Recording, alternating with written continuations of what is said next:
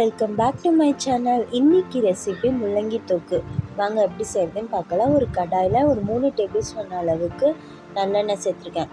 நல்லெண்ணெய் நல்லா சூடானதுக்கப்புறமா கடுகு, 2 பச்சை மிளகாய், ஒரு 5-6 பல் பூண்டு சேர்த்து கொஞ்சமாக கருவேப்பிலை சேர்த்து நல்லா வதக்கிட்டு இதில் ஒரு 2 மீடியம் சைஸ் வெங்காயத்தை நல்லா பொடியாக நறுக்கி சேர்த்துருக்கேன். வெங்காயம் வந்து நல்லா வதங்கணும்.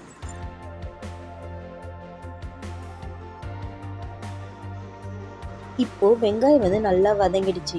இப்போ இதில் நான் பொடியாக நறுக்கின முள்ளங்கியை சேர்த்து நல்லா வதக்கிக்கிறேன். ஒரு 2 நிமிஷம் இது வந்து நல்லா வதங்கட்டும்.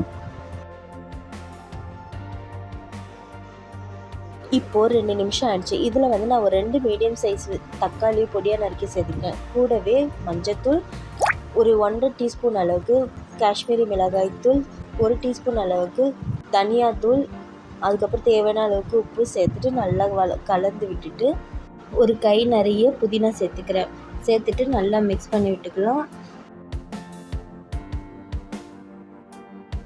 இப்போ இதில் நான் 1 கப் அளவுக்கு தண்ணி சேர்த்துட்டு நல்லா கலந்து விட்டுட்டு மூடி வச்சு ஒரு 10 நிமிஷம் மீடியம் ஃப்ளேமில் வேக வச்சுக்கலாம். முள்ளங்கி நல்லா வெந்துடும்.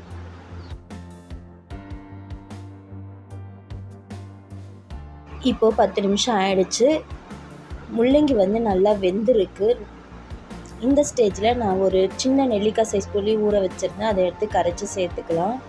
சேர்த்துட்டு நல்லா மிக்ஸ் பண்ணி ஒரு 2 நிமிஷம் வேக வச்சுக்கலாம்.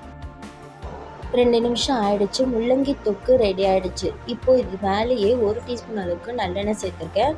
சேர்த்துட்டு ஒரு தடவை மிக்ஸ் பண்ணி விட்டுட்டு கொஞ்சமாக கொத்தமல்லி தூவி இறக்கிட வேண்டியது. சூப்பரான முள்ளங்கி தொக்கு ரெடி ஆகிடுச்சு. இது சாதத்துக்கு, சப்பாத்தி, தோசைக்கெல்லாம் ரொம்பவே நல்லாயிருக்கும். இந்த வீடியோ உங்களுக்கு பிடிச்சதுன்னா லைக் பண்ணுங்கள், ஷேர் பண்ணுங்கள் அண்ட் சப்ஸ்கிரைப் பண்ணுங்கள். தேங்க்ஸ் ஃபார் வாட்சிங். பாய்.